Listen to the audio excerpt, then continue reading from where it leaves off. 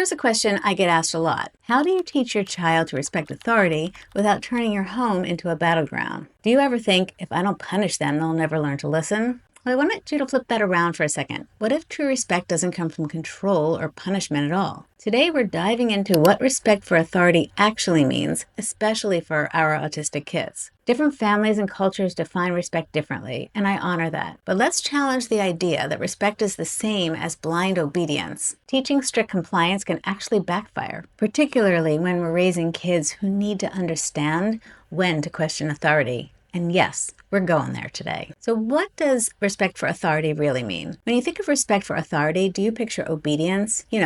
Do what I say because I say so? That's the traditional take, and for some families it works because it aligns with their values. But let me ask you this. If we teach our kids to always do what an authority figure says, no questions asked, are we setting them up to be safe? I think about my own son. He's a people pleaser. He listens and he does what people tell him to do, no matter what. And honestly, it scares me. That's the last thing I want for him, is to be thinking that he has to comply with anyone who acts like they're in charge, because not every authority figure has good intentions. Let's start with a concern that many parents share. How do we protect our kids from being taken advantage of? And sadly, autistic kids are too often targeted because they trust too easily or follow instructions without questions. There are heartbreaking stories of young adults who were manipulated into giving away money or doing something risky because someone they trusted told them to. When we teach kids to follow authority without question, we unintentionally make them more vulnerable to this kind of exploitation. Respect for authority doesn't mean unquestioning compliance. It means teaching our kids to ask themselves, is this person trustworthy? Is this request safe? Does this feel right to me? This can start at home by letting them know that it's okay to question us even as parents. Building this foundation of trust and critical thinking early helps them navigate tricky situations later. This issue ties directly to bodily autonomy. If we teach our kids to obey adults no matter what, we risk undermining their ability to say no in critical moments. For example, let's say your child resists hugging a relative. Instead of saying, go on, it's polite, you could say, that's okay, you don't have to hug anyone if you don't want to. You can wave or say hello instead.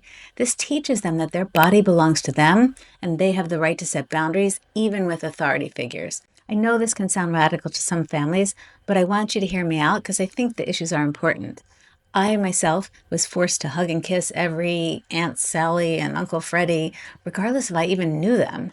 So I think we've come a long way since then with a greater understanding of these issues. So let's keep going. This also ties to the issue of respecting neurodiversity. Blind respect for authority often forces autistic kids to mask their autistic characteristics and change who they are to fit into a neurotypical mold. This isn't respect, it's conformity. And it's not neurodiversity affirming. In a previous video, I shared a story about my mom trying to get my then young son, who had about 6 words, to say please.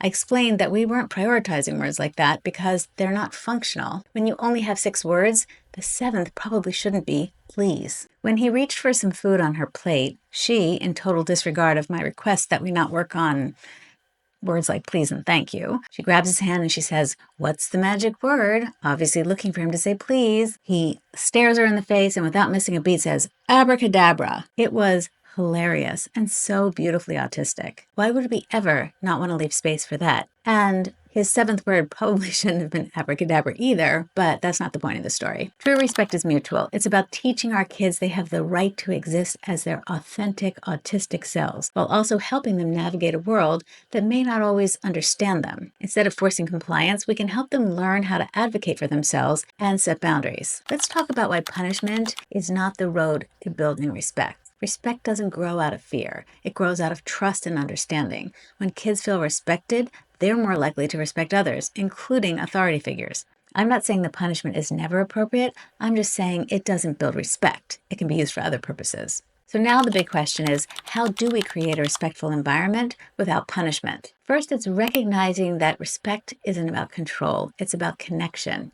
And that starts with modeling the kind of respect we want to see in our kids. So let's break this down into actionable steps. First, guidance over control. Instead of enforcing strict rules, guide with empathy. For example, instead of saying, do your homework now, you can say, I see you look a little overwhelmed right now. Would you like to start your homework now or in 10 minutes after a 10-minute break? It gives your child the opportunity to assess their own well-being in the moment and to have some autonomy over when they do the homework. But you're still setting the boundary. They're going to do that homework. It's not giving in, it's giving guidance. Second, listening and acknowledging. Kids are more likely to respect us when they feel heard. If your child resists bedtime, instead of saying, go to bed now, you can try, I can see that you're not tired. Why don't we try one more story and wind down, and then you can listen to music quietly.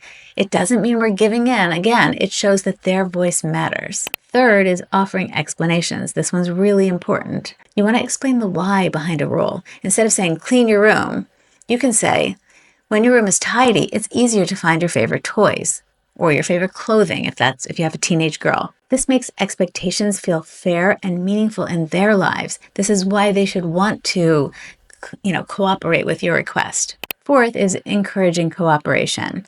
If your child is having a hard time brushing their teeth or something like that, instead of saying, go do it, just do it, you can say, hey, look, I see you're having a hard time. I'll give you a little help today. I'll put the toothpaste on the toothbrush and then you can take care of it. You're cooperating with them to help them cooperate with you. Many parents worry that without strict rules, their child will get away with everything and never learn discipline.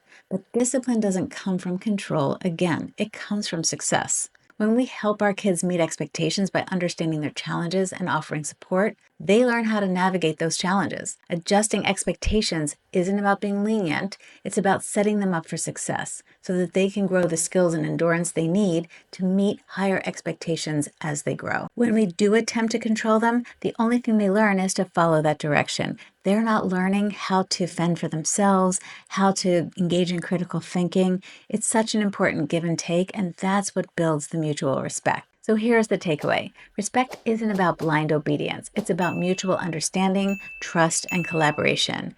When we teach our kids to respect themselves, think critically, and question authority when necessary, we're giving them the tools to navigate a complex world safely and confidently. What's your experience with teaching respect for authority? I'd love to hear your thoughts in the comments. I'm sure that some of this might be very unpopular, my opinion here, but I'd love to hear your thoughts about it. If this video resonated with you, I'd love if you'd hit the like button and consider subscribing. And let's keep exploring what it means to raise respectful, independent kids. I look forward to seeing you in the next one.